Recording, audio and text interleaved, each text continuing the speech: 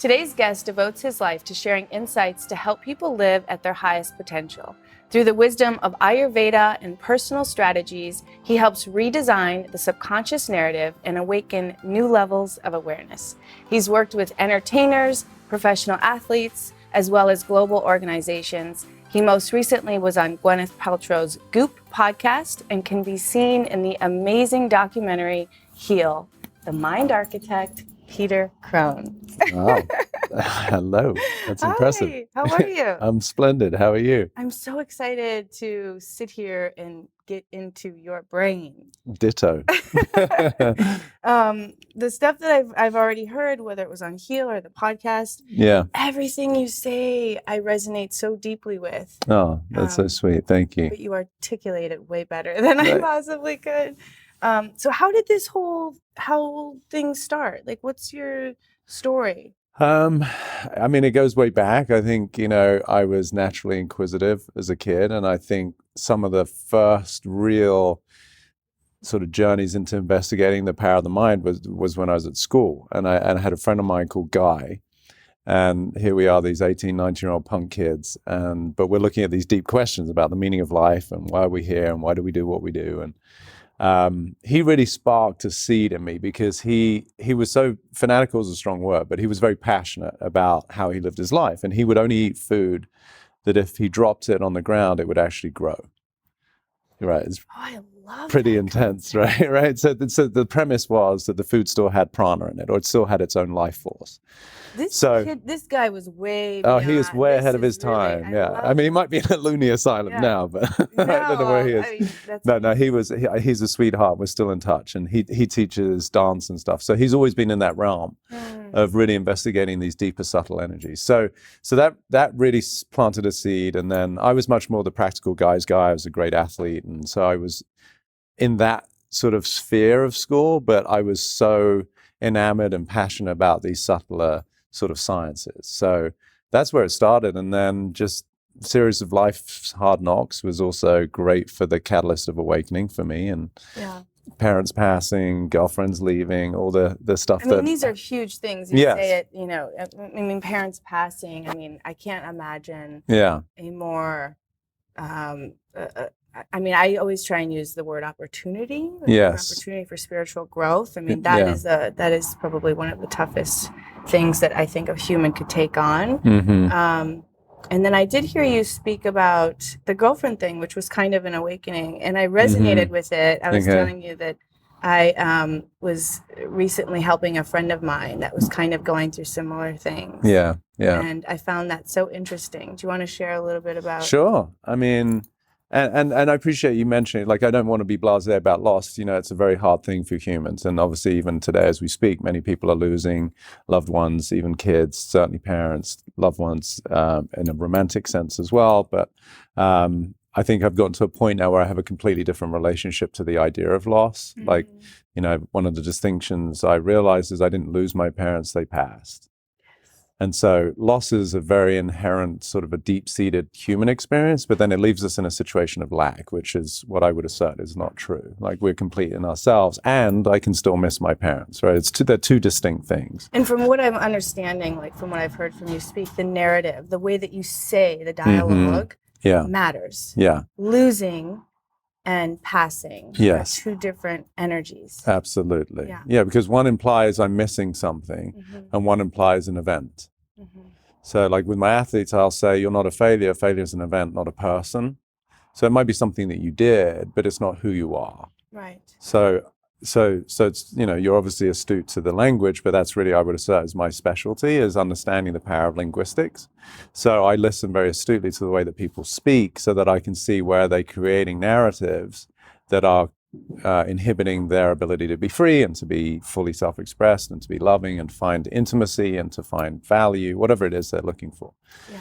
So anyway, I just did want to address that because it is important. I think a lot of people, obviously, if you're human, you're going to go through some experience of loss. Absolutely. And if you can just recontextualize it and reframe it, it can bring some relief. So, but to get to your question about the girlfriend, that was another experience of loss. Really, I mean, it's beautiful. I love love. It's probably my favorite experience as a human, right? And the greatest lesson too. Nothing makes you work It's hard. Yeah. Whether you dive in or, Whether you resist it, whether Yeah. you deny it, whether you pretend you don't need it.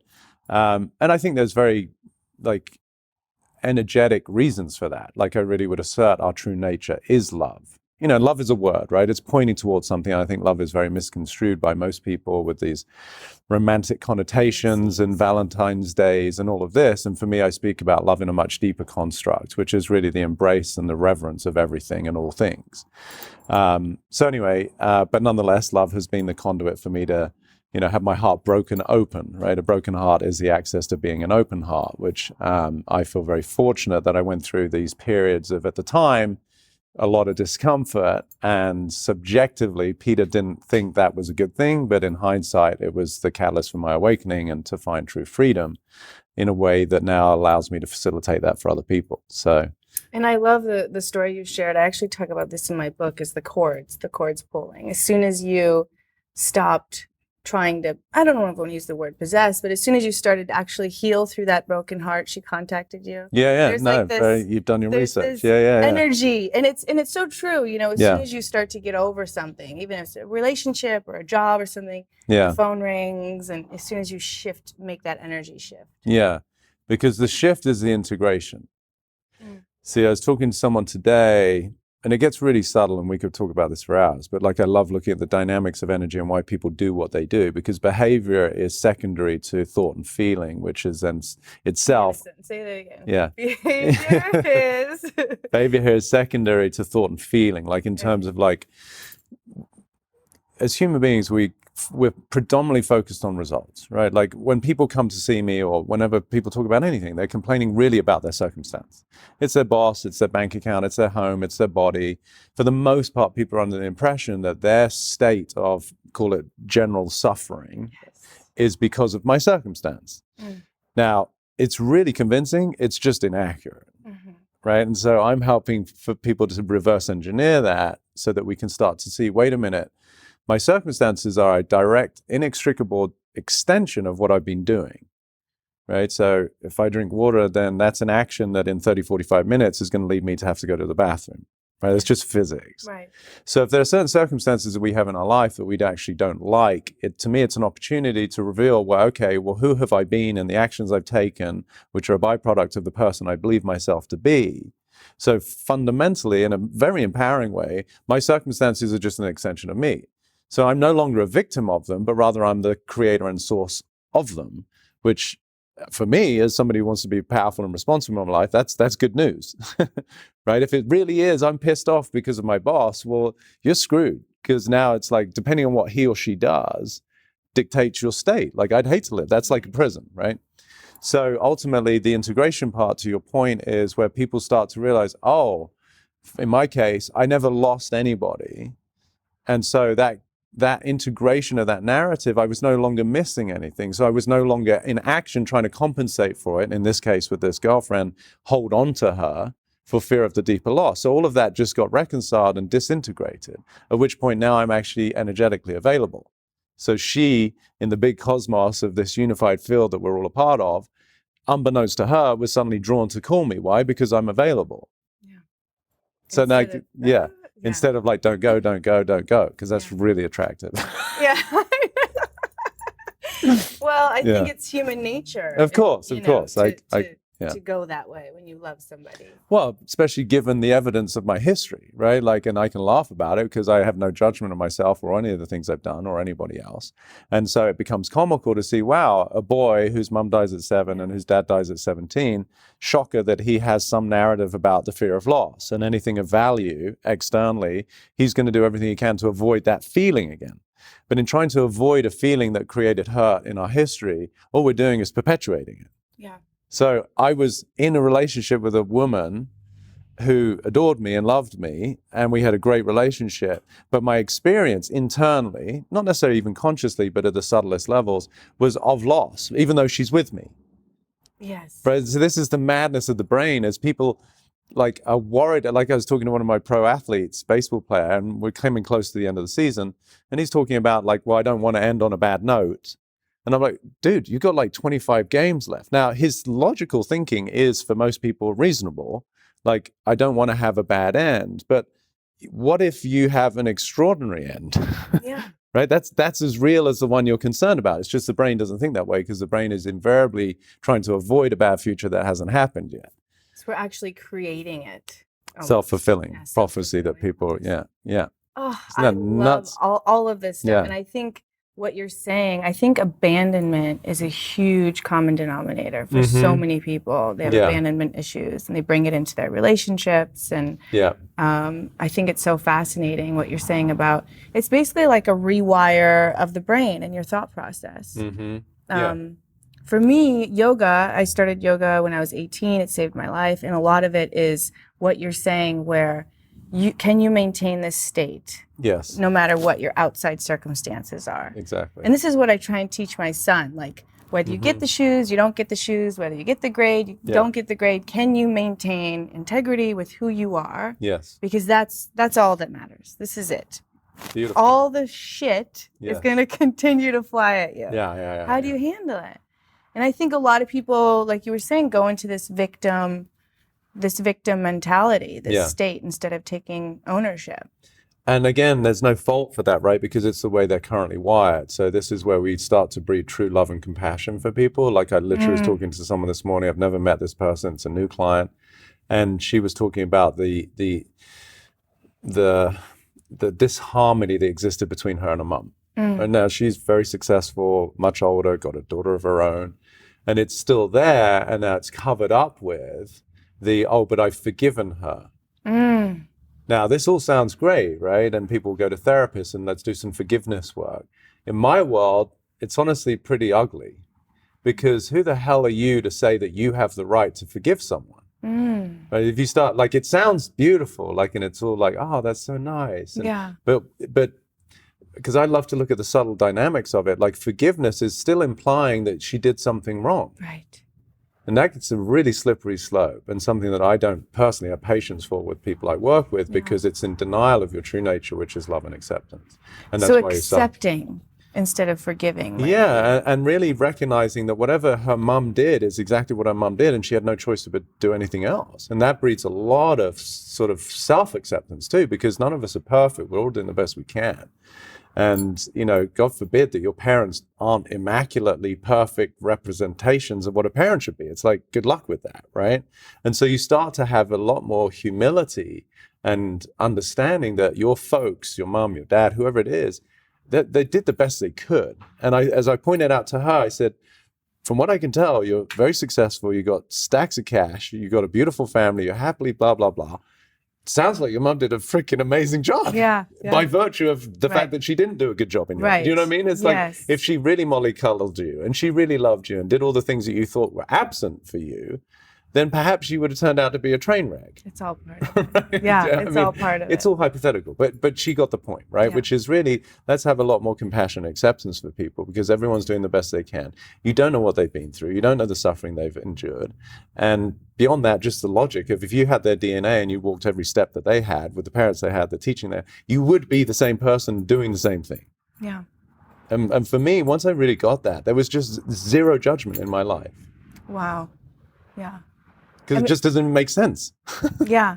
I think it's hard for people to get to that space, though. Of course. Yeah. Of course, yeah.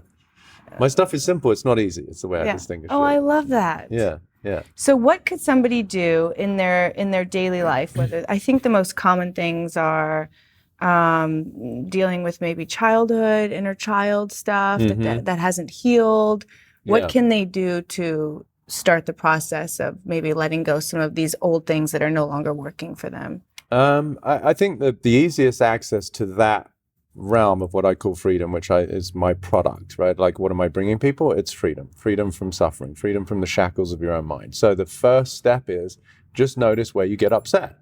Right? For me, having done this for so long and feeling very, self-assured that I'm in a good place and there's not much I can't handle, I always will ask the question, can I be with this? So what if this, so you kind of pointed this, right? Trying to help your son, which is beautiful. Like whether he gets the shoes or the grades or the girl or whatever, it doesn't really matter.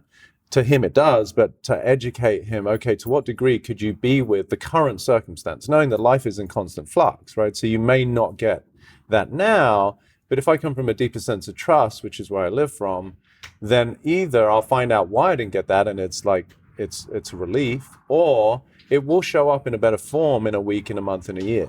Yes. Now that's not easy. Again, it's Right. simple, and it's for most people very attractive, because who wouldn't want to live from that place of deep, deep peace? But that is, to answer your question, the first place for people to look is, where are you not at peace? Who are you saying is pissing you off? Who do you have hatred towards? Who do you have bitter resentment towards? Who do you feel like threatened by? These are the treasures. Yeah. Because it's in denial of how extraordinary you are in my world. Like, my favorite sort of quote, certainly to people who work with me for a while, who I can be very blunt with, which is part of my delivery, is, you're extraordinary. Be responsible for that shit. I love that. Take ownership. Yeah. Yeah. It's, I can remember in London when I was first doing this work, someone wrote a very funny testimonial, and they said, if you want mothering, go and see your mother. If you want results, go and see Peter Crone. I love that. Well, it's true. I think Yeah. a lot of people go to traditional therapy just to kind of get validation for everything, instead of getting to the seed and finding out why these things are happening. And Yeah. And how powerful you are. And listen, it's all tongue in cheek. I like to bring a lot of humor, but I'd assert that I'm one of the most loving people you'll meet. So people come to me with all sorts of issues that genuinely have a lot of pain still associated with them. So, I've got big 200, 300 pound men crying, because of what they've been through. It's beautiful. I will hold a space all day. And then there comes a time where it's okay. Now we've got to move on and be a powerful man, be a powerful woman, and just start leading an extraordinary life. So I think that's so amazing, though, what you said about those moments that you don't have peace. I always go back to yoga. And if you're in a challenging yoga pose, those are my favorite. When I'm in a pose and I want to get out, and I want to kill the teacher, that's when I know I have to dive in deeper, find my mantra, my breath, come back to a focus. And I think the same thing goes off the mat, like you're saying, those moments where you get irritated. Okay, what's going on? That's because that's the hardest time to practice those things. When you're at peace and everything's fine, you're it's a rock easy. star. Yeah. Life is easy. Yeah. No, and I love the metaphors. Part of my, I did my yoga teaching, and then I got into Ayurveda through that. Yes. And I've often used yoga as a metaphor for even my athletes, who are great athletes. But I say, when you go to a yoga class, which is not something that they do regularly, yoga isn't difficult. It's just revealing where you're limited. Yes. And again, it's just reframing it, right? So yoga is as difficult as you are basically tight and restricted. So likewise in life, right? Life is as difficult as you are psychologically limited. So I'm just helping stretch those constraints for people, ideally just really completely dissolving them. Yeah. But it's such a beautiful correlation, right? It's obviously, you've obviously practiced since you were 18 or whatever you said. So you've got a beautiful practice. But for the first week, month, year, and probably still, right, to a certain degree, there's going to be, you come up against the constraints of what your body will do, and then your mind goes into, well, this hurts, I don't want to do this, screw the teacher. There's different forms, different levels of resistance. I get excited when that actually happens now. But that's because you can, same with me. I'm like, if something triggers me and I get the guy scared, next to me smells, or he's breathing really heavy, and I'm like, going to move from. Yeah, no, absolutely. And but you've conditioned yourself to understand that. Yeah. Most people's response as a human being, it's very natural, is when you feel pain, it's to try and avoid it, try and suppress it, try and escape it. And we've got a myriad of different ways that people do that, right? Through alcohol and weed and prescription drugs, or sex, or working out even. There's different ways, versus you're obviously now trained, which is beautiful, to go into your version of suffering. And likewise for me, it's I love, wow, if I'm not feeling completely at peace and joyous, which is now my normal state, then that's an opportunity to see, okay, what part of me is still in some form of limitation? Yeah. And there's no judgment around it, it's just an opportunity. I love that. Yeah. So it's I love the comparison between yoga physiologically or physically in terms of someone's anatomy and restriction, and then the psychology or the emotional state is somewhere where they have a lot of constraint too. And you talk a lot about Ayurveda, and do you want to talk a little bit about that? I don't know if people know what doshas and the balance and the body. Yeah, I mean, it is a part of my work. It's the smaller part. It's more like a supplement, because, a lot of people do know how to take care of themselves, either through Ayurveda, Chinese medicine, whatever their methodology. But if psychologically they're still in prison, it's like a guy who's literally in a prison at San Quentin or whatever in LA, and he's he's wanting to work on his doshas. Yeah, right. It's like getting organic. Well, yeah, but you're still in prison, right? Yeah. So there's only a certain degree of joy or freedom you can experience by having a good lifestyle. I mean, I've got clients who really do have great resources and chefs and trainers, but if they're still in hell here, but anyway, to come back to Ayurveda, it's just a beautiful science from India 5,000 years ago. It's sort of the sister arm of yoga, and really looks at lifestyle through these elements of space, air, fire, water, and earth. And they combine to make these three doshas, which are really just subtle energies of predominantly air, predominantly fire, or predominantly sort of earth and water combined. Yeah. So it's a fascinating science, let alone we can talk about the different body types and the mindsets. I actually talk about it a little bit in my book. I studied it a little bit in yoga. Yeah. But I can't agree. I mean, I couldn't agree with you more. I have rheumatoid arthritis. Okay. And so many people want to know, what are you eating? What are you doing? That's their first, and I totally agree. That's the first thing that I did to empower myself. Yeah. But nothing has helped me thrive more living with a chronic disease than the spiritual practice. Than the breaking down what is going on for me and why do I have this? That's, if I'm in a good state, my body represents that. Sure.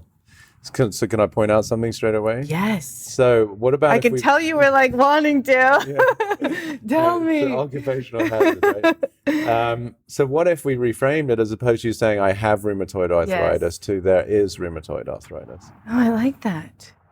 You know, when I first got diagnosed, I remember saying, I have a disease. And one of my girlfriends was like, you need to stop saying that. Yeah. Like, well, how do I express to people what's going on, you know? So I've kind of gone full circle, but I've never thought of saying it that way. That's what I like to hear. Yeah, I love that. So, but then what becomes available to you just as you hear that? Like, so rather than an I have, there is. There is. So we're not denying its presence. It's kind of separated. Yeah, it creates a little bit of space. Now, ironically, in joints, you know, rheumatoid arthritis, accumulation, inflammation. So even energetically creating a little space. Yeah. Right? Did you see that? Like, so there is. Now, what that does to me, it also allows for time to change that. Because if there is, it's sort of, it's acknowledging the present condition. But it's also implicit in the way that I speak that it might not be at some point. Versus I have, it's got a much more grippy... It's like ownership. It's like... It's defining you a little bit. Yeah. All right, let's go. I love it. Subtle, right? So, and again, if I were to say to you that like, however long you've had it is really irrelevant, but obviously the longer we have something, the more significant we possess it.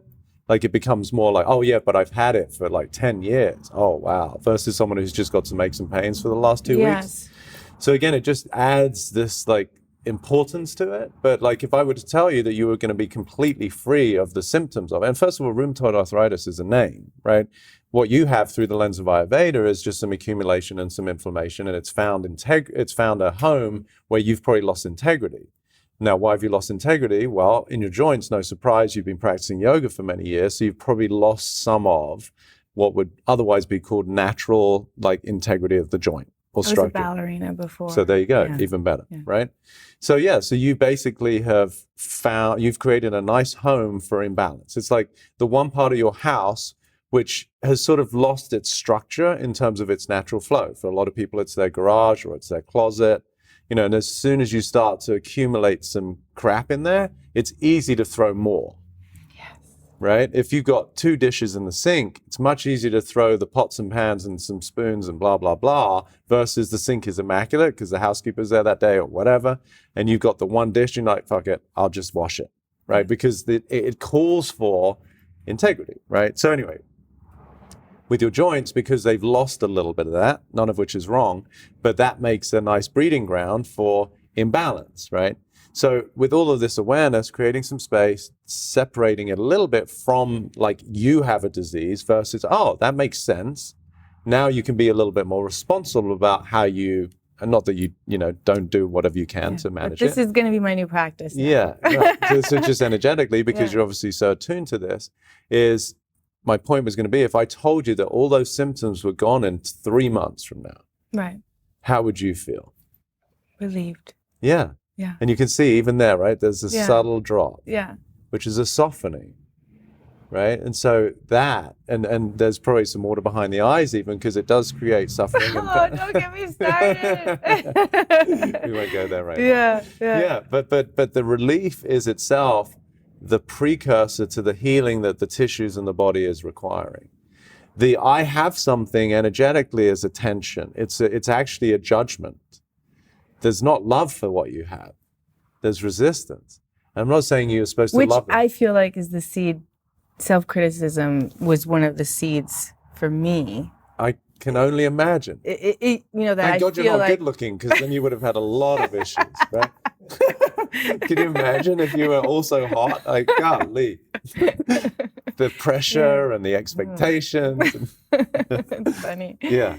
But I see, I mean, what you're saying is just like, I'm so excited because it has been a long time. Yeah. But I've tried some of these subtle practices where there's times where I've had to do medication or things that I didn't want to. And I remember changing the dialogue instead of going, oh, I hate having to take this medication. It's killing me or whatever. I would say, this is my superpower.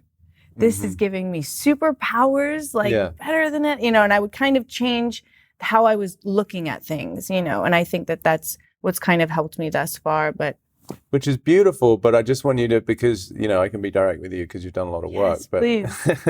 But it's still a little bit like whipped cream on shit, right? Yes. Excuse the expression. Yeah. That's like the affirmation 10 times in the mirror.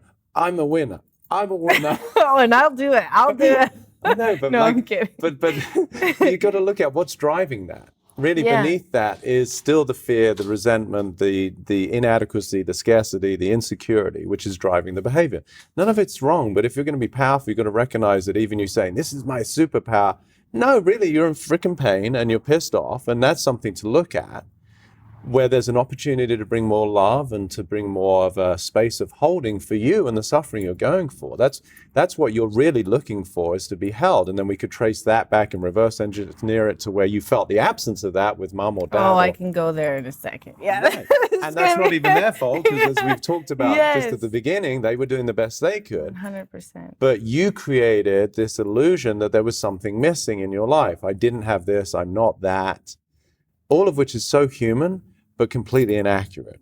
And that is the precursor to dis-ease. Dis meaning lack of ease. I'm bringing ease to people's lives.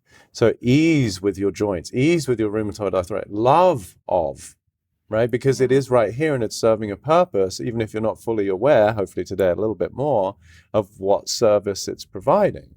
Absolutely. Yeah. And I think, I mean, speaking of love, self-love has been one of the hugest, you know, practices for me. I built an entire company on self-love and affirmations and changing the dialogue and what do you feel about that, about self-love? And well, I mean, think and be are two different things. So like I be self-love versus think about it, like, and that may sound like I'm being really into semantics, but I think the declaration people have of like, you got to love yourself. Again, it's sort of implying that you don't. It's like someone saying, well, think positive. Well, what am I saying? That you don't, right? It's sort of reinforcing the negation. So it's a slippery slope again. I think self-love is all of it.